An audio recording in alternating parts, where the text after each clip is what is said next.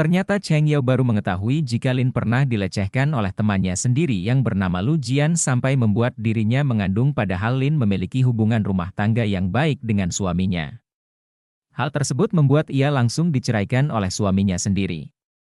Dan kali ini Lin membutuhkan pertanggungjawaban ayah kandung anaknya karena anaknya mengidap penyakit kronis. Mendengar cerita itu membuat Cheng Yao merasa sangat iba pada Lin, akhirnya Cheng Yao langsung menjalankan rencana pertamanya. Tak berselang lama Lu Jian pun ada di sana. Lu Jian adalah laki-laki bajingan yang ingin lari dari tanggung jawabnya, bahkan Lu juga tidak mengakui bahwa anak itu adalah anak kandungnya sendiri. Sikap Lu Jian benar-benar membuat Lin menjadi sangat marah. Lalu Lu Jian pun pergi meninggalkan mereka semua dengan kesombongan yang ia miliki. Situasi tersebut sempat membuat Lin merasa khawatir walaupun Lu Jian sudah memberikan sedikit uang, tetapi beruntung Cheng Yao telah merekam semua yang Lu Jian katakan bahwa Lu Jian mengakui jika ia memang pernah berhubungan badan dengan Lin. Cheng Yao juga memberikan sejumlah uang pada Lin untuk membantu biaya pengobatan anaknya. Kemudian Cheng Yao kembali ke perusahaan. Sesampainya di sana Cheng Yao langsung diminta untuk menemui Qian. Saat itu Qian terlihat begitu mengkhawatirkan Cheng Yao karena Cheng Yao yang bersikeras ingin menangani kasus itu seorang diri. Bahkan Qian juga terlihat enggan berada jauh dari Cheng Yao. Sampai ketika Cheng Yao kembali ke meja kerjanya, Qian langsung mengirimkan sebuah pesan dengan mengadu jika belakangan ini ia sedikit sulit tertidur. Akhirnya Cheng Yao memberikan sebuah balasan yang membuat Qian menjadi salah tingkah.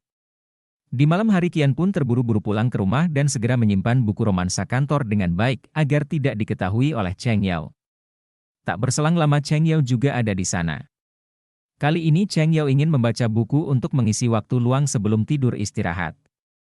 Cheng Yao pun meminta izin pada Qian sebab ia ingin membaca buku yang ada di kamar bosnya tersebut. Tak disangka saat itu Cheng Yao malah mendapati sebuah buku yang sengaja disembunyikan oleh Qian. Dan buku itu adalah buku tentang cara menjalani hubungan di kantor.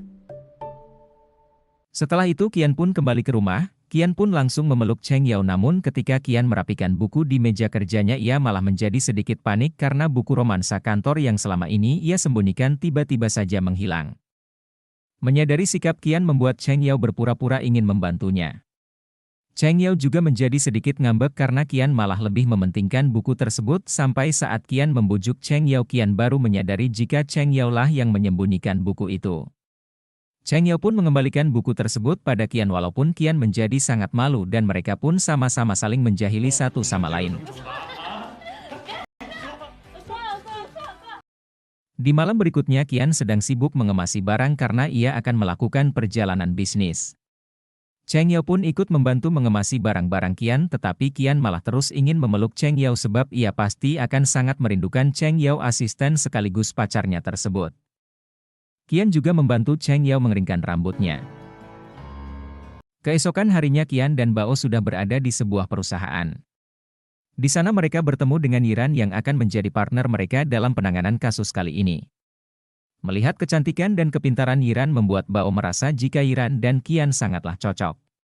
Bao juga langsung mengirimkan foto mereka ke grup firma hukum.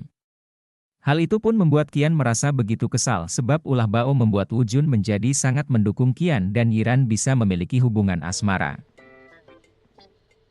Di sisi lain Cheng Yao masih sibuk mengurus kasus Lin. Mereka juga bertemu dengan Lu Jian. Sikap Lu Jian benar-benar membuat mereka begitu kesal dan kali ini mereka akan memulai persidangan.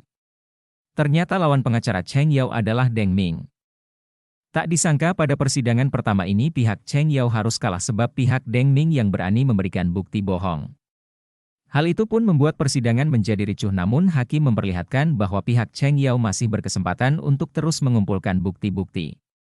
Kemudian sesampainya di rumah Cheng Yao langsung mencari penjelasan tentang anorkia karena hal tersebut yang digunakan Deng Min untuk memenangkan persidangan pertama mereka. Sementara itu Qian sedang ingin menghubungi Cheng Yao tetapi panggilan Qian malah tidak bisa tersambung. Akhirnya Qian segera mengecek apa yang sedang Cheng Yao lakukan dari CCTV yang ada di rumah Cheng Yao. Mendengar Cheng Yao yang sedang membahas fungsi seksual membuat Qian menjadi sangat panik. Alhasil Qian segera meminta penjelasan dari apa yang Cheng Yao lakukan. Ternyata tujuan Qian menghubungi Cheng Yao sebab Qian tidak ingin Cheng Yao salah paham saat melihat foto kebersamaannya dengan Yiran karena Qian dan Yiran hanya sebatas hubungan profesional pekerjaan padahal Cheng Yao juga tidak memikirkan hal itu sama sekali.